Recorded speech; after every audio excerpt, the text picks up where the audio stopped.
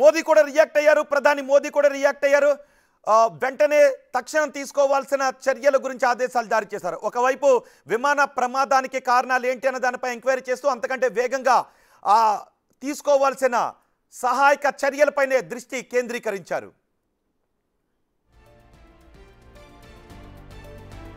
విమానయాన శాఖ మంత్రి రామ్మోహన్ నాయుడు కూడా ప్రస్తుతం అహ్మదాబాద్కు బయలుదేరి వెళ్లారు. ప్రధాని మోదీ కూడా ఆదేశాలు జారీ చేశారు. రామ్మోహన్ నాయుడుతో కూడా మాట్లాడారు. ఇంతకుముందు రామ్మోహన్ నాయుడు ట్వీట్ కూడా చేసి, ఇదిగో చూడండి ఒకసారి ఆ విమానం జరిగిన ప్రదేశంలో మీకు ఇంకొక ఫ్రెష్ విజువల్స్ మీకు చూపిస్తున్నాం.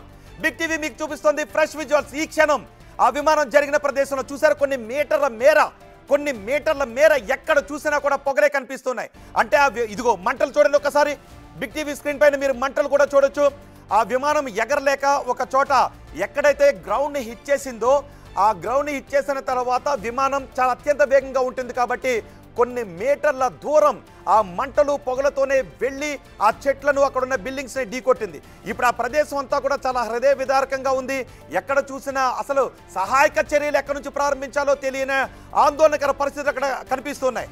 ఆ విమానం హిట్ చేసిన తర్వాత గ్రౌండ్ హిట్ చేసిన దగ్గర నుంచి ఆ విమానం చివరిగా హిట్ చేసిన ప్రదేశం వరకు కొన్ని మీటర్ల దూరం ఉంటుంది.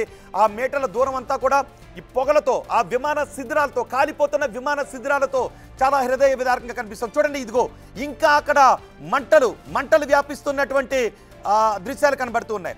ఆ క్షణంలో విమాన ప్రమాదం జరిగిన వెంటనే ఆ తదుపరి కొన్ని నిమిషాల్లో అక్కడ ఏం జరిగింది అనేది ఇప్పుడు బిగ్ టీవీ మీకు ఎక్స్క్లూజివ్గా చూపిస్తుంది. అక్కడున్న స్థానికులు కూడా పరుగున అక్కడికి వచ్చారు. కానీ ఎవరు కూడా సహాయక చర్యలు ప్రారంభించడానికి అవకాశం లేదు. ఎందుకంటే అక్కడ దగ్గరకు వెళ్ళటానికి కూడా అవకాశం లేదు. పొగలు, మంటలు వ్యాపిస్తూనే ఉన్నాయి. ఆ విమాన శిథిరాలు చెల్లాచెదురుగా పడిపోయి ఉన్నాయి.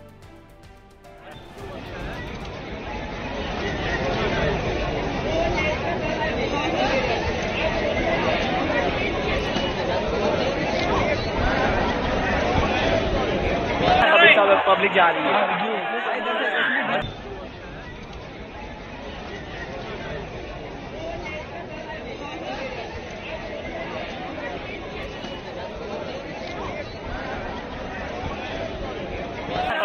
पब्लिक जा रही है।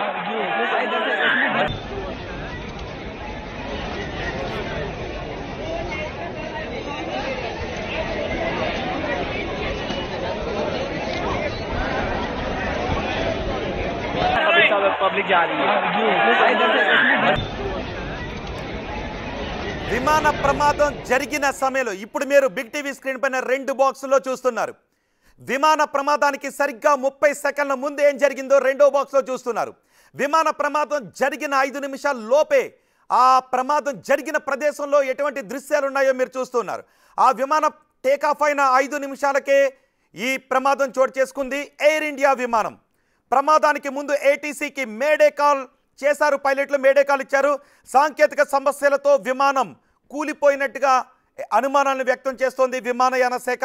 మేడే కాల్ అంటే ఇంతకుముందు మనకి జగన్మోహన్ రాజు చెప్పారు, వింగ్ కమాండర్ జగన్మోహన్ రాజు చెప్పారు, విమానాలు ఎగరటానికి అవకాశం లేదు, టేకాఫ్ అయిన విమానం ఇక ఎగరటానికి అవకాశం లేదు, ఎక్కడో ఒక చోట విమానాన్ని ల్యాండ్ చేయాల్సిన పరిస్థితుల్లో మేడే కాల్ చేస్తారు అత్యవసరంగా. సో జనావాసాలు ఉండటంతో అక్కడ సేఫ్ ల్యాండింగ్ కుదరదు అని అనుకున్నారు. కానీ విమానం ఎగరలేదు.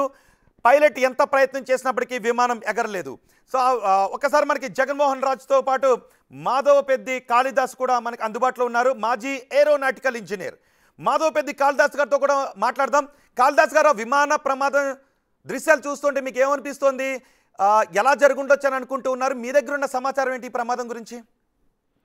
చాలా బాధాకరమైన దుర్ఘటన అండి. అది అందుతున్న ప్రాథమిక సమాచారము ఎన్నో టీవీ ఛానల్స్ లో చూస్తున్న దాన్ని బట్టి అర్థమవుతోంది ఏమిటంటే, విమానంలో చాలా తీవ్రమైనటువంటి సాంకేతిక లోపం ఏర్పడి పైలట్ కూడా ఏటీసీకి ఇంకా ఎగరలేము అంటే టోటల్ పవర్ ఫెయిల్యూర్ అయిపోయి ఉండొచ్చండి ఇంజిన్ లో. అంటే total electrical failure plus engine లో పవర్ లాస్ అయిపోవడం వల్ల పైలట్ విమానాన్ని ఇక ముందుకి క్రూజ్ చేయటానికి అవసరమైనటువంటి శక్తి కోల్పోయి గాలిలో ఒక బొమ్మలాగా ఉండిపోయింది. కోణం లాంటివి ఏమైనా కూడా ఉండే అవకాశం ఉంటుందా? ఇటీవల కాలంలో మనం మొన్న పాకిస్తాన్ కి మనకి యుద్ధ వాతావరణం కూడా చోటు చేసుకుంది, ఉగ్రవాదుల కదలికలు కూడా ఇక్కడ కనిపిస్తున్నాయి. కుట్ర కోణం లాంటివి కూడా ఏమైనా ఉండే అవకాశం ఉంటుందా?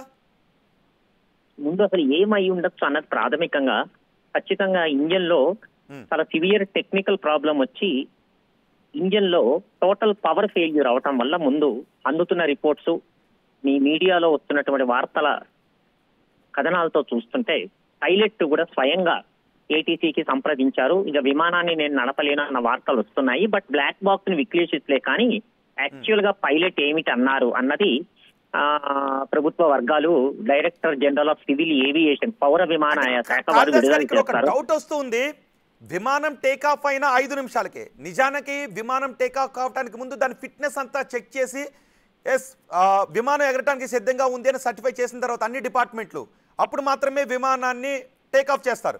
ఒక్కొక్కసారి చిన్న డౌట్ వచ్చినా విమానాన్ని ఆపేస్తుంటారు. మనం కూడా చూస్తాం డొమెస్టిక్ విమానాలు కూడా ఏదో సాంకేతిక లోపంతో ఆగిపోయింది అని. కానీ ఇక్కడ అలాంటి సర్టిఫై చేసిన తర్వాత 5 నిమిషాల్లోనే ఇలాంటి టెక్నికల్ సమస్య జనరల్గా ఎందుకు వస్తుందంటారు? సర్వసామాన్యంగా ఏమాత్రం రాదండి. ముందు అసలు ఇలా విమానము కుప్పగూలిపోవడానికి ప్రధానమైన కారణము పైలట్ నియంత్రణలో ప్రకృతి వైపరీత్యము ప్రతికూల వాతావరణం అన్నది పక్కన పెడితే మీడియాలో వస్తున్న వార్తలను బట్టి పైలట్ స్వయంగా విమానం ఇంకా ముందుకు పోలేదు, మేము వెనక్కి రావాలి లేదా ఎమర్జెన్సీ క్రాష్ ల్యాండింగ్ అన్న చేయాలి అన్న ప్రయత్నం చేశారు అన్నట్టు కనపడుతోంది. దానికి ప్రధాన కారణం ఇంజిన్ లో పవర్ లోపించటం ప్లస్ టోటల్ పవర్ ఫెయిల్యూర్, అంటే ఎలక్ట్రికల్ సిస్టమ్స్ అన్ని ఫెయిల్ అయిపోవటం, బస్ బార్స్ అన్ని ఫెయిల్ అయిపోవటం, సో జనరేటర్స్ ఈవెన్ బ్యాటరీ కూడా పవర్ అందించాల్సినవి. అసలు కమ్యూనికేషన్ అంటే ప్రైవేట్ కాల్ ఏదో మాట్లాడారు అన్నట్టు చెప్తున్నారు, అదంతా క్లియర్ గా లేదు. బట్ ఏది ఏమైనా పైలట్ కనుక అలా ప్రకటించి ఉండి అదే వాళ్ళు ఇంకా మేడే కాల్ అంటే అత్యంత ఎమర్జెన్సీలో మేము వెనక్కి దింపుతున్నాము అంటే ఖచ్చితంగా టోటల్ పవర్ ఫెయిల్యూర్. ఇంజిన్ లో ఎన్ని ఇంజిన్లు ఉన్నాయి కూడా తెలియదు, 2-4 ఇంజిన్లు ఉన్నాయా, ఎందుకంటే పెద్ద విమానం లండన్ దాకా వెళ్ళాలంటే ఖచ్చితంగా 4 ఉంటాయి. బట్ ఈ మోడల్లో బోయింగ్ లో 2 జెట్ ఇంజిన్లు. సో టేక్ ఆఫ్ టైంలో ఎప్పుడు ఏమవుతుందంటేనండి విమానం యొక్క ఆల్ అప్ వెయిట్ అంటారు, అంటే విమానం బరువు, అందులో ఉన్నటువంటి ప్రయాణికులు, వాళ్ళ సామాన్లు, ఇతర సామగ్రి, క్రూ, సిబ్బంది అందరూ కలిపి టోటల్ ఆల్ అప్ వెయిట్ ఉంటుంది. సో ఫుల్ ఫ్యూయల్ తోనే వెళ్తారు అంత హెవీ విమానాన్ని తీసుకెళ్లాలంటే. సో ఇలాంటి ఎమర్జెన్సీ క్రాష్ ల్యాండింగ్ అయినప్పుడు వెంటనే మంటలు అంటుకొని వార్తల్లో చూపిస్తున్నట్టు అత్యంత బాధాకరంగా విపరీతంగా వ్యాపిస్తాయి మంటలు. సో ఇప్పుడు మీరు అన్నట్టు ఈ పవర్ ఫెయిల్యూర్ కి కారణం ఏమిటి అన్నది, అది కుట్రకోణమా, అది టెక్నికల్ గా సిస్టమ్స్ ఫెయిల్ అయిపోయాయా అన్నది విచారణలో తెలుస్తుంది. ఎలాగూ డైరెక్టర్ జనరల్ సివిల్ ఏవియేషన్ వాళ్ళు కోర్ట్ ఆఫ్ ఎంక్వైరీ ఆర్డర్ చేస్తారు. ముఖ్యంగా బ్లాక్ బాక్స్ ని విశ్లేషిస్తారు. పైలట్ కి, ఏటీసీకి, ఎయిర్ ట్రాఫిక్ కంట్రోల్ కి అత్యంత దగ్గరగానే అంటున్నారు కాబట్టి కాల్స్ కూడా స్పష్టంగా ఉంటాయి. బ్లాక్ బాక్స్ సురక్షితంగా గనక దొరికితే అందులో వాయిస్ రికార్డర్ ఉంటుంది, డేటా రికార్డర్ ఉంటుంది. ఆ రెండింటిని కలిపి విశ్లేషిస్తే ఏం జరిగింది అన్నది విస్పష్టంగా అర్థమవుతుంది.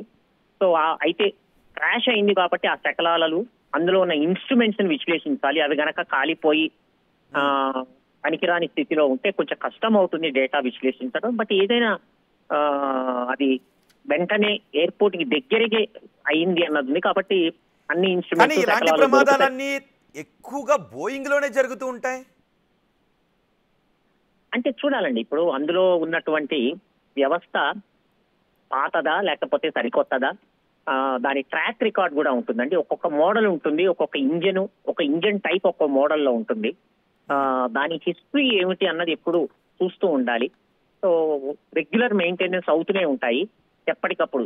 ఇన్ని గంటలు విమానాలు ఎగిరిన తర్వాత ఇంత సర్వీసింగ్ చేయాల్సి వస్తుంది అని ఆ బోయింగ్ విమానయాన సంస్థ కానీ ఇంకొక తయారీదారు కానీ చాలా నిర్దిష్టంగా వాళ్ళు టెక్నికల్ షెడ్యూల్స్ ఇస్తారు. దాని పడ్డట్టు ఖచ్చితంగా 100% సర్వీసింగ్స్ అవుతాయి. లేదా ఒక్కొక్కప్పుడు విమానం ఒక చోట హాల్ట్ అయ్యి మళ్ళా ఇంకొక చోట, అంటే 2-3 ట్రిప్స్ అవి ఉన్నప్పుడు. కాళిదాస్ గారు ఒక్క విషయం, జనరల్ గా ఒకవేళ ఒక గంట, 2 గంటలు, 3 గంటలు, 4 గంటలు ప్రయాణం చేసిన తర్వాత ఏదైనా టెక్నికల్ ఎర్రర్ వచ్చింది ఇంకోటి అంటే అనుకోవచ్చు. అంటే విమానాన్ని సర్టిఫై చేసిన తర్వాత కేవలం 5 నిమిషాల్లోనే సహజంగా గతంలో టెక్నికల్ ఎర్రర్స్ వచ్చేలా కూలిన సందర్భాలు ఏమైనా ఉన్నాయా? ఉంటాయండి, ఉంటాయి. ఇప్పుడు విమానం అనగానే చాలా వ్యవస్థలు ఉంటాయి, చాలా కాంపోనెంట్స్ ఉంటాయి, 100ల కొద్ది కాంపోనెంట్స్ ఉంటాయి. ముఖ్యంగా ఇంజిన్ వ్యవస్థలో, హైడ్రాలిక్ వ్యవస్థలో, ఎలక్ట్రికల్ వ్యవస్థలో చాలా కాంపోనెంట్స్ ఉంటాయి, ఇన్స్ట్రుమెంట్స్ ఉంటాయి. ఇన్స్ట్రుమెంట్స్ అన్ని పరిస్థితిని చూపిస్తూ ఉంటాయి ఎప్పటికప్పుడు. అంత ప్రాపర్ గా చెక్ చేసిన తర్వాత సర్వసామాన్యంగా నాకున్న ఈ 20 ఎక్స్పీరియన్స్ మీద అంత ఇంత భయంకరంగా వెంటనే కూలిపోవటం అనేది అరుదు, చాలా అరుదు. రైట్, కాళిదాస్ గారు మీరు ఒక్క నిమిషం అందుబాటులోనే ఉండండి.